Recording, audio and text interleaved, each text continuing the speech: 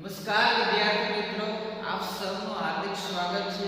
ધોરણ 8 13મું ચેપ્ટર સમપ્રમાણ અને વ્યસ્ત પ્રમાણ. સમપ્રમાણ એટલે કે જ્યારે સરખું પ્રમાણ કે જ્યારે એક રાશિમાં વધારો થાય ત્યારે બીજી રાશિમાં પણ વધારો થાય છે, એ સમપ્રમાણ છે. જ્યારે વ્યસ્ત પ્રમાણ એટલે કે એનું ઉલટું છે, જ્યારે એક રાશિ વધે છે ત્યારે બીજી રાશિ ઘટે છે, અને જ્યારે એક રાશિ ઘટે છે ત્યારે બીજી રાશિ વધે છે. આ વ્યસ્ત પ્રમાણ અને સમપ્રમાણની વાત આપણે તો કે ઉદાહરણ સ્વાધ્યાય 13.1 દ્વારા કરેલી હતી. હવે આપણે 13.2 ની અંદર વ્યસ્ત પ્રમાણની સમજ મેળવવાની છે અને વ્યસ્ત પ્રમાણના આધારે તો કે કેટલીક કિંમતો આપણે અહીંયા મેળવવાની છે. સૌપ્રથમ પ્રશ્ન 1 આવેલો છે કે નીચેનામાંથી કયા વિધાનો વ્યસ્ત પ્રમાણમાં છે તે જણાવો. તો અહીંયા પહેલું વિધાન છે કે કોઈ એક કામમાં કારીગરોની સંખ્યા અને કામ પૂરું કરવા માટે લાગતો સમય. તો કારીગરોની સંખ્યા અને એ કામ પૂરું કરવા માટે લાગતો સમય, માનો કે 20 કારીગરો કોઈ કામ છે એક દિવસમાં પૂરું કરતા હોય, એમની જગ્યાએ 5 કારીગરો હોય તો દિવસની સંખ્યામાં હર હંમેશ વધારો થવાનો છે. એટલે કે એક રાશિ ઘટી ગઈ તો બીજી રાશિ વધી ગઈ, અને એટલા માટે આ વ્યસ્ત પ્રમાણ છે. એમના પછી યાત્રા માટેનો કુલ સમય અને અચળ ઝડપથી કાપેલું અંતર. એ સમય તો આપેલો છે પરંતુ ઝડપ કેવી છે? અચળ છે. કે માનો કે 60 કિલોમીટરનું અંતર કાપવા માટે 1 કલાક લાગતી હોય તો અચળ ઝડપ દરેક વખતે 1 કલાક જ લાગે છે. એટલા માટે એ સમપ્રમાણ છે, વ્યસ્ત પ્રમાણ નથી.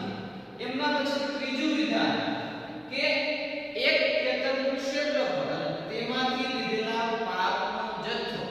તો માનો કે 1 એકરની અંદરથી માનો કે ઉત્પાદન જે થાય છે એની જગ્યાએ એના બદલે જો એકરમાં વધારો થાય ઉત્પાદનમાં પણ વધારો થાય છે, એટલા માટે તે પણ સમપ્રમાણ છે, વ્યસ્ત પ્રમાણ નથી. એમના પછી વાત કરીએ તો કે એક નિશ્ચિત યાત્રા માટે લાગતો સમય અને વાહનની ઝડપ. અહીંયા અચળ ઝડપ આપેલી નથી પરંતુ વાહનની ઝડપ આપેલી છે. તો અહીંયા માનો કે પહેલી વખત જ્યારે માનો કે 30 કિલોમીટરની પ્રતિ કલાકે ગાડી કોઈ પણ વાહન છે ડ્રાઈવ કરવામાં આવે છે અને ત્યારે માનો કે 5 કલાક થાય છે. બીજી વખત જ્યારે એની સ્પીડ વધે એટલે કે ઝડપ વધે છે ત્યારે એના સમયમાં ઘટાડો થાય છે. આમ ઝડપમાં વધારો થાય છે અને સમયમાં ઘટાડો થાય છે. એટલા માટે આ ચોથું વિધાન છે એ પણ વ્યસ્ત પ્રમાણ છે. અને પાંચમું કે કોઈ એક નિશ્ચિત કોઈ એક દેશની જનસંખ્યા એટલે કે વસ્તી અને વ્યક્તિ દીઠ જમીનનું કુલ ક્ષેત્રફળ. તો સામાન્ય ઉદાહરણ લઈ લઈએ કે આપણા ઘરની અંદર 3 ભાઈઓ છે અને આ 3 ભાઈઓ છે અને આપણી પાસે 30 વીઘા જમીન છે. તો 3 ભાઈઓ છે તો એમને 10-10 વીઘા એટલે કે 10-10 વીઘા એમને પોતાને જમીન આવશે, પરંતુ એમની જગ્યાએ એક જ હોય તો એકને 30 વીઘા. આમ વસ્તીમાં વધારો થાય એમ જમીન છે દરેક દીઠ ઓછી મળતી જાય છે. એટલા માટે તે પણ વ્યસ્ત પ્રમાણ છે. આથી આપણે કહી શકીએ કે આ પ્રશ્નની અંદર તો કે પહેલું વિધાન, ચોથું વિધાન અને પાંચમું વિધાન કેટલા વિધાન તો કે 1, 4 અને 5 આ 3 વિધાનો છે એ વ્યસ્ત પ્રમાણમાં છે.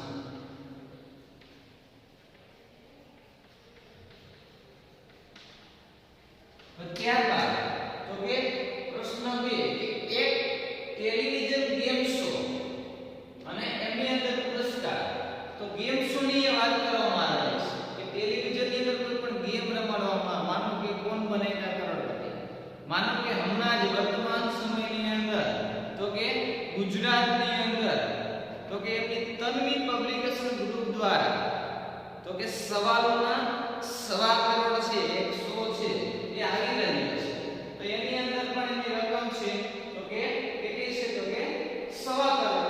તો અહીંયા આપેલું છે કે એક ટેલિવિઝન ગેમ શો એની અંદર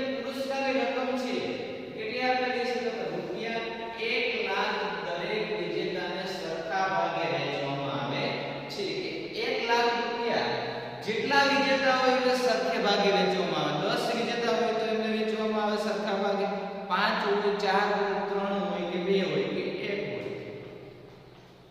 ત્યારબાદ આપણે પૂછીએ કે નીચે દર્શાવેલ કોષ્ટકને પૂર્ણ કરો અને જણાવો કે કોઈ એક વ્યક્તિગત વિજેતાને મળેલા પૂર્ણ પુરસ્કારની રકમ કુલ વિજેતાઓની સંખ્યાના સમપ્રમાણમાં છે કે વ્યસ્ત પ્રમાણમાં.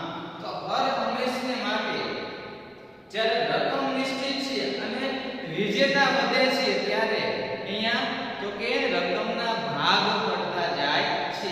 અહીંયા 1 લાખ રૂપિયા છે એક વિજેતાને, જો બે વિજેતા હશે તો અડધા એટલે 50,000 મળશે. રકમમાં ઘટાડો થયો, વિજેતાની સંખ્યામાં વધારો થયો. 3 છે તો ભાગ પડશે 1 લાખમાં. અહીંયા 4 ભાગ પડશે, 5 ભાગ પડશે, 8 ભાગ પડશે, 10 ભાગ એટલે 20 ભાગ પડશે. એટલે કે વિજેતાઓની સંખ્યામાં શું થયું તો કે વધારો અપ, અને વિજેતાઓને મળેલ પુરસ્કારની રકમ છે એમાં ઘટાડો થતો જાય છે. એટલા માટે આ પ્રમાણ છે તે વ્યસ્ત પ્રમાણ બનશે. તો આપણે એમને સૂત્ર દ્વારા સમજવા પ્રયત્ન કરીએ. એ પહેલા આપણે સમપ્રમાણને યાદ કરીએ કે સમપ્રમાણની અંદર આપણે જ્યારે કોઈ પણ એક ટોપિક મેળવવાનો થાય, કોઈ પણ એક પદ મેળવવાનું થાય તો આપણે x1 છેદમાં y1 is equal to x2 છેદમાં y2 લેતા. તો આ સમપ્રમાણનું સૂત્ર છે. તેવી જ રીતે વ્યસ્ત પ્રમાણની અંદર તો કે x1 ગુણ્યા તો કે y1 સમપ્રમાણમાં ભાગાકાર હતો અને વ્યસ્ત પ્રમાણમાં ગુણાકાર છે, બરાબર x2 ગુણ્યા y2. સમજી લઈએ. તો આમના દ્વારા સમજવા માટે દરેક સ્ટેપની અંદર આપણે આ સૂત્ર દ્વારા સમજી લઈશું. પહેલું છે એની અંદર તો કે 1 લાખ રૂપિયા x1 બનશે,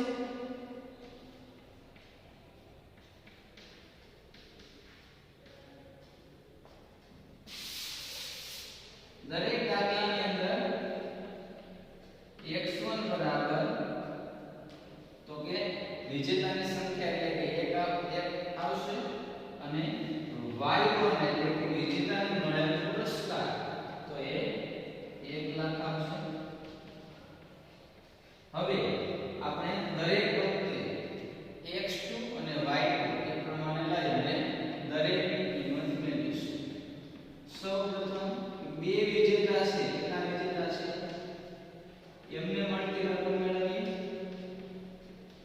તો સૂત્ર દ્વારા x1 ગુણ્યા y1, x1 એટલે 1 ગુણ્યા y1 એટલે કે 1 લાખ બરાબર x2 ગુણ્યા y2. તો કે આ દરેક છે ને આપણે x2 તરીકે લેવાના છે. તો x2 તરીકે 2 લઈએ ગુણ્યા y2 એટલે અહીંયા જે જગ્યા છે કિંમત આપેલી નથી એટલે આપણે y2 લખીશું. તો 1 ગુણ્યા 1 લાખ બરાબર 2 ગુણ્યા y2 માટે તો કે 2 છે એ ગુણાકારમાં છે, આ બાજુ ભાગાકારમાં આવશે એટલે માત્ર વધશે y2 એટલે y2 બરાબર 1 લાખ છેદમાં 2 અને 1 લાખ ભાગ્યા 2 કરીએ તો સામાન્ય 10 સમજી લઈએ. તો 2 પંચા 10 અને કેટલા શૂન્ય આવે અહીંથી તો કે 1 2 3 4 અને 1 2 3 અને 4 એટલે કે 50,000 રકમ બે વિજેતાની દરેકને.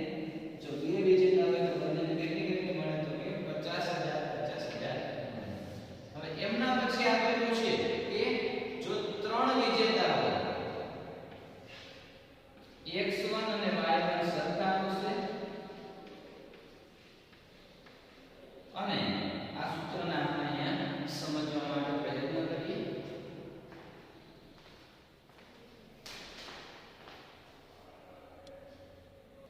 હવે તો કે 3 વિજેતા જ્યારે આપેલા હશે ત્યારે એમને કેટલી રકમ મળશે મેળવવા માટે x1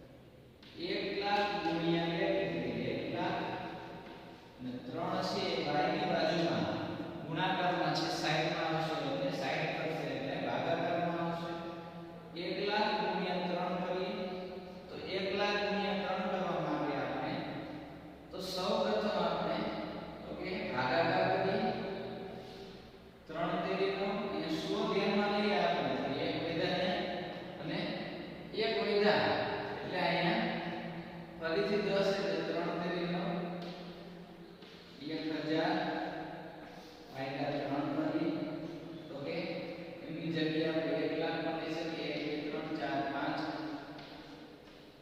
3 તેરી 9 1 વધે ત્યારબાદ શૂન્ય લઈએ 3 તેરી 9 1 વધે અને એ પ્રમાણે આપણે ત્રણ વિજેતાને મળતી રકમ મેળવીએ તો અહીંયા આપણને એક વેતો છે ફરીથી શૂન્ય લઈએ એટલે કે 3 વધે અને આ પ્રમાણે આપણે ગણતરી કરીએ અને ગણતરી દ્વારા આપણે સમજી શકીએ કે આપણને y2 બરાબર કેટલા બરાબર તો કે y2 બરાબર કેટલી રકમ મળશે આપણને અહીં ત્રણ સ્પર્ધક છે આપેલા નથી એટલે આપણે 3 ને બાદ કરીશું 3 નો સમાવેશ થતો નથી 4 લેશું તો અહીંયા 4 આવશે એટલે y2 બરાબર 1 લાખ છેદમાં 4 100 ને ધ્યાનમાં લઈએ તો 25 ચોક 100 અને 3 શૂન્ય એટલે કેટલા આવશે તો કે 25000 છે એ 4 વિજેતાઓ કેટલા વિજેતાઓ 4 વિજેતાઓ દરેક 25000 રૂપિયા મળે છે આ પ્રમાણે આપણે ત્રીજી રકમ લઈએ કે જેની અંદર આપણને કેટલા આપેલા છે તો કે 5 વિજેતા છે તો 5 વિજેતાને મળતી રકમ આપણે તપાસવા માટે પ્રયત્ન કરીએ તો એની અંદર પણ એ જ આવશે y2 તરીકે 5 લેવાના 5 વિજેતાને મળતી રકમ 1 ગુણ્યા 1 લાખ બરાબર 4 ગુણ્યા 5 ગુણ્યા y2 કારણ કે અહીંયા વિજેતા કેટલા આવેલા છે 5 ફરીથી એ જ રીતે દરેક દાખલામાં સમગ્ર રીત શેમાં આવશે માત્ર ને માત્ર એના વિજેતા છે કરશે 4 ની જગ્યાએ 5 આવશે 5 ની જગ્યાએ તો કે 8 આવશે 8 પછી 10 આવશે 10 પછી ઓકે 20 આવશે તો કે અહીંયા 100 તરીકે લઈએ તો 20 50 100 અને 3 શૂન્ય 1 2 અને 3 એટલે અહીંયા જો 5 વિજેતા હોય તો દરેકને કેટલી રકમ મળે છે તો કે 20000 રૂપિયા મળે છે એમના પછી આપણે તો કે 5 વિજેતા પછી 8 વિજેતા લઈએ તો 8 વિજેતાને મળતી રકમ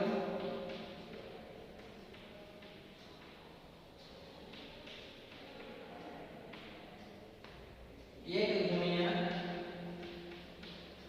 1 લાખ બરાબર તો કે 8 ગુણ્યા y2 માટે y2 બરાબર 1 લાખ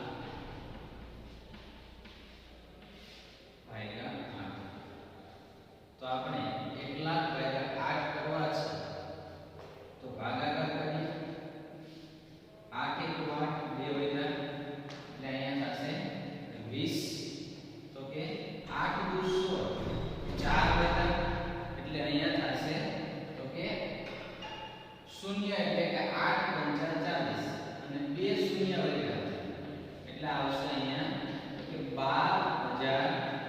12500 રૂપિયા દરેક વ્યક્તિને મળતી રકમ આવશે હવે ત્યારબાદ તો કે 10 વિજેતા આપેલા છે અને 10 વિજેતા હોય તો દરેકને 1 લાખ ની કેટલી રકમ મળે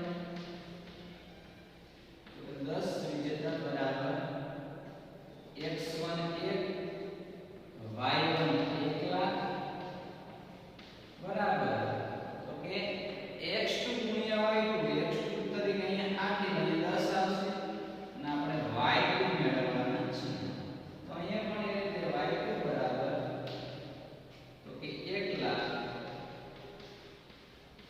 ભાગ્યા 10 0 0 નો લગ કરીએ તો દરેકને 10,000 રૂપિયા છે એ મળશે આવી રીતે તમે 20 પણ લઈ શકો અને 20 લેતા અહીંયા તમને 20 આવશે 20 50 શું હોય દરેકને 5,000 રૂપિયા મળશે આગળના પ્રશ્નનું સોલ્યુશન કરવા માટે પ્રયત્ન કરીએ.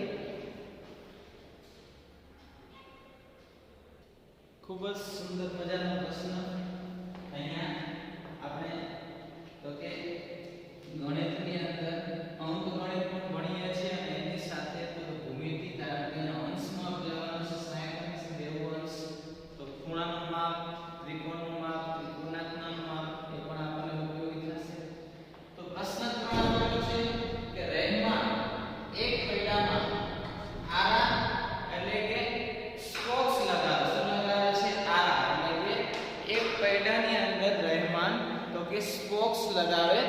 આ આરાની અંદર જ્યારે 4 આરા હોય ત્યારે એનું માપ 90 અંશ આપેલું છે, 6 આરા હોય ત્યારે 60 અંશ આપેલું છે, અને ત્યારબાદ ક્રમિક આરાની સંખ્યામાં વધારો થાય છે. તો અહીંયા વ્યસ્ત પ્રમાણ છે, આરાની સંખ્યામાં વધારો થાય છે અને અંશમાં શું થાય છે? તો કે ઘટાડો થાય છે. સૌપ્રથમ આપણે x1 અને y1 લઈ લઈએ. તો x1 તરીકે 4 લઈ લઈએ અને y1 તરીકે તો કે 60 લઈ લઈએ. હવે તો કે સૌપ્રથમ આરાની સંખ્યા આપણે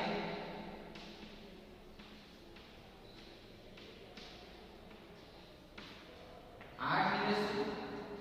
તો આરાની સંખ્યા બરાબર 8 એટલે કે 8 છે તો કે x2 બનશે, માટે x2 બરાબર 8. સૂત્ર મૂકીએ x1 ગુણ્યા તો કે y1 બરાબર તો કે x2 ગુણ્યા y2. તો કે x1 એટલે કે 4, y1 એટલે કે તો કે અહીંયા 90 અંશ આપેલ છે એટલે કે 90 બરાબર તો કે x2 એટલે કે 8 અને ગુણ્યા y, માટે આપણે લખી શકીએ કે y2 બરાબર 90 ગુણ્યા 4 છેદમાં 8. કારણ કે 8 છે એ y2 સાથે ગુણાકારમાં જોડાયેલ છે, સાઈડ બદલે એટલા માટે અહીંયા છેદમાં આવે છે. તો ભાગાકાર કરીએ 4 * 4 4 * 8 અને 90 ભાગ્યા 2 તો કે 45 * 90 એટલે કે આપણને y2 બરાબર 45 અંશ છે એ મળશે. એટલે કે જ્યારે 8 આરા લગાવવામાં આવે તો એનું માપ છે એ કેટલું મળશે? બંને આરા વચ્ચે બે આરા વચ્ચેનો 45 અંશ મળશે. હવે બીજી વખત આરાની સંખ્યા બરાબર આરા એટલે કે સ્પોક્સ કેટલા લેશું? તો કે 10 લેશું. તો આ 10 છે એ શું બનશે? તો કે x2 બનશે. સૂત્ર આ મુજબ જ આવશે 4 ગુણ્યા 90 એટલે કે x1 ગુણ્યા y1. અહીંયા x2 ગુણ્યા y2 એટલે કે 8 ગુણ્યા y2 એટલે અહીંયા સંખ્યા 10 છે તો 10 ગુણ્યા y2 માટે y2 બરાબર જે રીતે 90 ગુણ્યા 4 કરેલા હતા 90 ગુણ્યા 4 અહીંયા છેદમાં 8 હતા, અહીંયા કેટલા આવશે? તો કે 8 આરા અહીંયા 10 આરા છે તો 10 આવશે. 10 નવા 90 9 ગુણ્યા 4 એટલે આપણને અહીંયા y2 બરાબર 36 અંશ મળશે. એટલે કે જ્યારે 10 બોક્સ એટલે કે આરા રાખવામાં આવે ત્યારે બે આરા વચ્ચેનો ખૂણો એ કેટલા અંશનો થશે? તો કે 36 અંશનો થશે. હવે ત્યારબાદ ત્રીજી વખત આરાની સંખ્યા 12 લેશું. એટલે કે 12 છે એ x2 થશે. કેટલા થશે? 12 તો કે x2.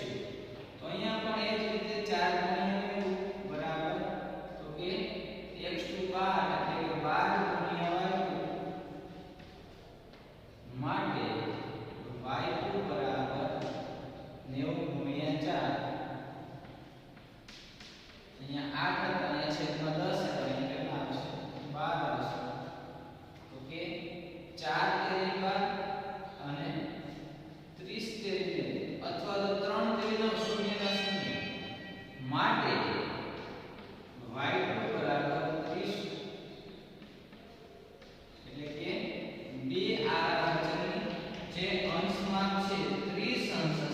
કેટલો હશે 30 અંશ. તો આ રીતે આપણે પ્રશ્ન 1, પ્રશ્ન 2 અને પ્રશ્ન 3 દ્વારા એમના સૂત્ર દ્વારા કે જ્યારે વ્યસ્ત